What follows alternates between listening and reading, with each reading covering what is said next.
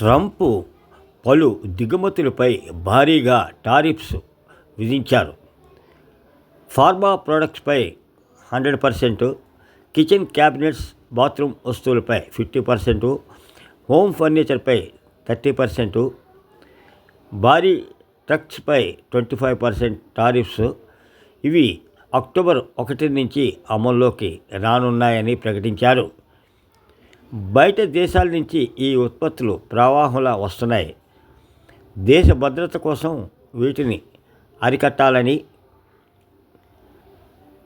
అమెరికాలో ఉన్నవారికి జాబ్స్ మరియు ఫ్యాక్టరీలను కాపాడుకోవడానికి